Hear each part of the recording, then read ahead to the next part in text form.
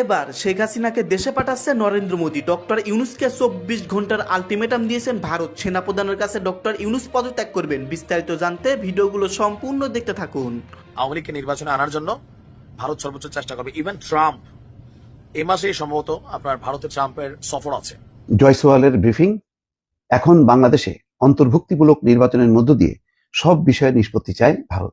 বাংলাদেশকে যে বার্তা এবং ইঙ্গিত দিলেন ভারতীয় সরকার, বাংলাদেশে সকল সমস্যার সমাধানে। সম্মানিত দর্শক, এই মাত্র পাওয়া কিছু গুরুত্বপূর্ণ আপডেট নিয়ে আপনাদের মাঝে হাজির হয়েছি। যে ভিডিওগুলো সামাজিক যোগাযোগ মাধ্যমে ব্যাপকভাবে ভাইরাল হয়েছে, নেট দুনিয়া তুলপাড় সৃষ্টি করে দিয়েছেন, ঝড়ের গতিতে নেটে ভাইরাল হচ্ছে।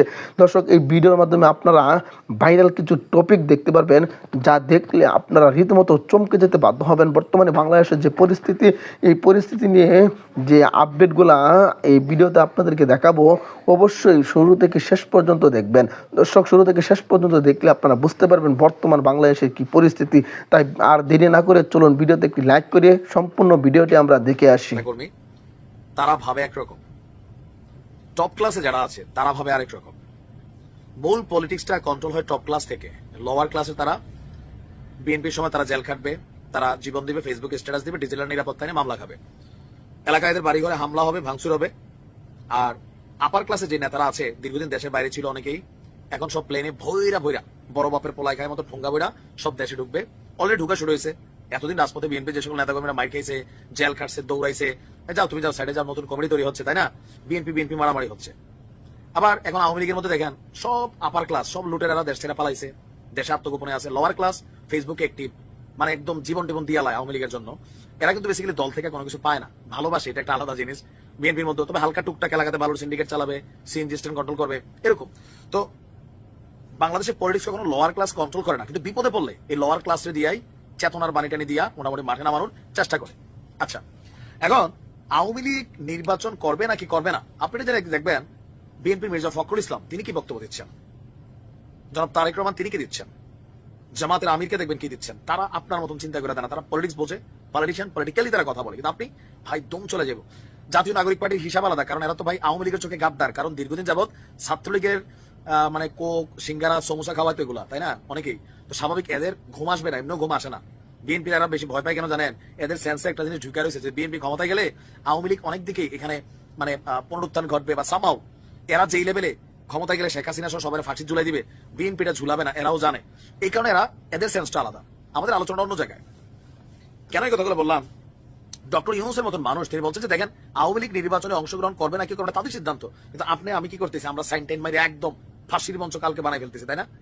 সরকারের প্রধানদের দেখেন, আসিফ নজরুল স্যারের দেখেন, চুপচাপ নীরবে নিভৃতে বসে রয়েছে, মাশাআল্লাহ শরীর স্বাস্থ্য ভালো হয়েছে। এখন ভারতে শেখ হাসিনা যে আশ্রিত আছেন, ভারত আসলে কি চাচ্ছে? টেকনিক্যালি ভারত চাচ্ছে আওয়ামী লীগ নির্বাচনে অংশগ্রহণ করুক, পাশ করবে না জানে। এই মুহূর্তে পাশের জন্য আওয়ামী লীগ নির্বাচনও করবে না, কিন্তু রাজনীতির মাঠে নৌকা মার্কাটা রাখা, আওয়ামী লীগের দুই একটা মিটিং মিছিল সমাবেশ করা, তারপরে আস্তে আস্তে আপনার নিজেদের অবস্থান তৈরি করা আওয়ামী লীগ চায়। আওয়ামী লীগ জানে, আমি তো বললাম আগামী 8 বছর, 4 বছর 6 বছর আমার একটা ক্যালকুলেশন বলে এই দেশে আওয়ামী লীগ দাঁড়াইতে পারবে না, এরপরে আস্তে ধীরে হয়তো বা সুযোগ হবে। তো ভারতের যিনি পররাষ্ট্রমন্ত্রী পররাষ্ট্র মন্ত্রণালয়ের যিনি ব্রিফ করেন রণধীর জয়সওয়াল, তিনি বলছেন যে এই মুহূর্তে বাংলাদেশের আইন শৃঙ্খলা পরিস্থিতি নিয়ে আমরা উদ্বিগ্ন। আমরা একটি স্থিতিশীল, শান্তিপূর্ণ, অন্তর্ভুক্তিমূলক এবং প্রগতিশীল বাংলাদেশকে সমর্থন করি, যেখানে গণতান্ত্রিক উপায়ে এবং অন্তর্ভুক্তিমূলক, ফোকাসড ওয়ার্ডটাই হচ্ছে অন্তর্ভুক্তিমূলক ও অংশগ্রহণমূলক, সেকেন্ড ফোকাসেবল ওয়ার্ড, নির্বাচনের মাধ্যমে সব সমস্যার নিষ্পত্তি হবে। অন্তর্ভুক্তিমূলক এবং অংশগ্রহণমূলক এই বিষয়টার মধ্যে গণতন্ত্রের যে ব্যাখ্যা বা সংজ্ঞা, একটা রাষ্ট্রের প্রত্যেকটা নিবন্ধিত রাজনৈতিক দল যখন নির্বাচনে আসে এটা হয় অন্তর্ভুক্তিমূলক। প্রত্যেকটা রাজনৈতিক দল যখন তারা নির্বাচনে পার্টিসিপেশন করে অংশগ্রহণমূলক। তো সেখানে আওয়ামী লীগ বাদ দিলে এটা অন্তর্ভুক্তিমূলক বা অংশগ্রহণমূলক যে স্ট্যাটাসটা, সেটা কিন্তু এটা টাচ করবে না। সো কৌশলে ভারত বলার চেষ্টা করছে যে আগামী নির্বাচনে ডক্টর ইউনূস সরকারের উচিত একটা অন্তর্ভুক্তিমূলক এবং অংশগ্রহণমূলক নির্বাচনের আয়োজন করা। আবার ইউনূস সাহেব নিজেই বললেন একদিন পরে কিন্তু ভারতের বক্তব্য দিচ্ছে যে আওয়ামী লীগ নির্বাচনে আসবে না, তাদের সিদ্ধান্ত, তবে ব্যক্তির বিচার হবে, দলের তো আর বিচার হয় না। বাট তারপরেও আওয়ামী লীগকে ব্যান করার ব্যাপারে আপনি দেখেন সরকারের কারোর কোনো সিস্টেম আছে, ভূমিকা আছে, সবাই আইনের রাস্তাটা দেখায়। বা আমি চোখ বন্ধ করে বলে দিতে পারি, এত বড় জ্যোতিষ না, মুসলিম বের বোর্ড দেবর হিসাবে ইউনূস সরকার আমলে আওয়ামী লীগ ব্যান হবে না, ছাত্রলীগ হয়েছে সেটা আলাদা। এই কাজটা কেউ করবে না। পরবর্তী সময় কেউ আসলে শেখ হাসিনার জেলে রাখবে এটা জানি, কিন্তু দলের ব্যান করবেন এটা 100%। সো ভারত মনে করছে যে আওয়ামী লীগ নির্বাচনে থাকুক, রাজনীতির মাঠে থাকুক, আর যেহেতু ইউনূস সরকার এই কথাটা বলছে, সো সেই ক্ষেত্রে আওয়ামী লীগকে নির্বাচনে আনার জন্য ভারত সর্বোচ্চ চেষ্টা করবে। ইভেন ট্রাম্প এই মাসেই সম্ভবত আপনার ভারতে ট্রাম্পের সফর আছে, কেউ কেউ বলছেন শেখ হাসিনার সাথেও ভারতে একটা বৈঠক করাই দিবে মোদি। জয়সওয়ালের ব্রিফিং। এখন বাংলাদেশে অন্তর্ভুক্তিমূলক নির্বাচনের মধ্য দিয়ে সব বিষয়ে নিষ্পত্তি চায় ভারত। আহারে ভারত রে, এখন অন্তর্ভুক্তিমূলক নির্বাচন চায়। যখন শেখ হাসিনা ছিল তখন এই কথা মানে উচ্চারণই করতো না। নির্বাচন কেমনি হবে না হবে বলার সাথে সাথে বলতো যেটা না, এটা বাংলাদেশ আভ্যন্তরীণ বিষয়। এখন আর এর বিষয়টা আভ্যন্তরীণ বিষয় না। এখন নির্বাচন, বাংলাদেশের গণতন্ত্র, বাংলাদেশের সংখ্যালঘু, সব বিষয়টা হচ্ছে ভারতের। এখন ভারত সবকিছু টেক ওভার করছে। আগে মানে এইসব বিষয়ে উচ্চারণ হওয়ার সাথে সাথে বলতো যে এটা ওই দেশের আভ্যন্তরীণ বিষয়, নির্বাচন কেমন হবে না হবে জনগণ সিদ্ধান্ত নেবে, বাংলাদেশের সরকার ডিসিশন নেবে, তাদের নির্বাচিত পার্লামেন্ট আছে, এই সমস্ত কথাগুলি বলতো। এখন কিন্তু তারা সেটা বলছে না। এখন তারা অন্তর্ভুক্তমূলক নির্বাচন চায়। তো অন্তর্ভুক্তমূলক নির্বাচন আগে কারা বলতো? আগে বলতো মার্কিন যুক্তরাষ্ট্র। কেন বলতো? যাতে বিএনপি সহ বিরোধী সকল দলগুলোকে নিয়ে আওয়ামী লীগ যাতে নির্বাচন করে। আর ভারত তখন বলতো না কেন? বলতো না এই কারণে, যেহেতু আওয়ামী লীগ চায় না, আওয়ামী লীগ চায় তারা নিজেরা নির্বাচন করবে এবং ক্ষমতায় থাকবে। এই জন্য অন্তর্ভুক্তিমূলক নির্বাচন অর্থাৎ অংশগ্রহণমূলক যে নির্বাচন, সেই নির্বাচনের কথা বলেনি। কি রাতারাতি কিভাবে পাল্টে গেল! এখন আমেরিকা নিশ্চুপ বাংলাদেশের ব্যাপারে, তাদের কোনো ব্রিফিং নাই, কিছু নাই। মাঝে মধ্যে ইউরোপ বা জাতিসংঘ তারা নির্বাচনের কথা বলে, অন্তর্ভুক্তিমূলক নির্বাচন কথা বলে। আমেরিকা চুপ। আর হচ্ছে ভারত এখন খুব মানে গণতন্ত্রের এখন ধ্বজাধারী, তারা হলো সব দায় দায়িত্ব নিয়ে এখন কথা বলছে। দেখেন মানে ভারতের যে কত কি বলে ন্যাক্কারজনক, তাদের যে দ্বিমুখিতা কিভাবে প্রকাশ পাচ্ছে এখন। এখন যেহেতু আওয়ামী লীগ নাই, সুতরাং এখন তাদের অন্তরে জ্বালা। এখন বাংলাদেশের গণতন্ত্র, বাংলাদেশের মানবাধিকার, সংখ্যালঘুদের নিরাপত্তা, এসব নিয়ে তারা উচ্চকিত। সে কথা এখন আর তারা গোপন রাখছেন না, একদম সামনাসামনি আনছে।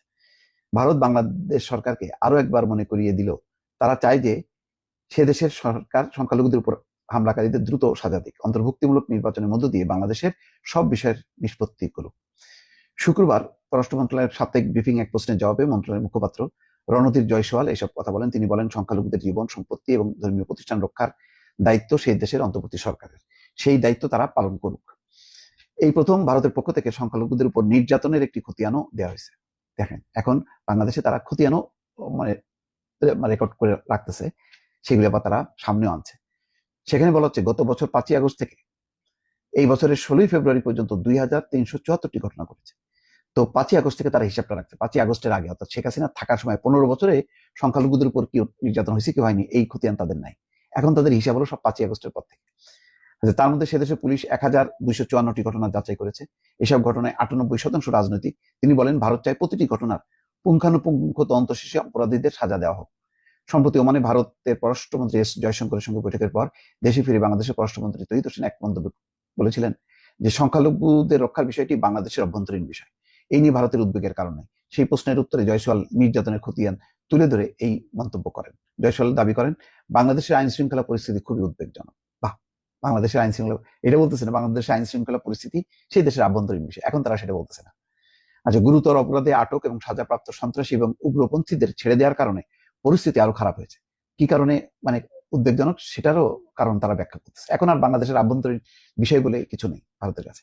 বাংলাদেশের আন্দোলনকারী ছাত্র সমাজ সম্প্রতি রাজনৈতিক দল গঠন করেছে, এই বিষয়ে প্রতিক্রিয়া ব্যাপারে কোনো মন্তব্য করেনি।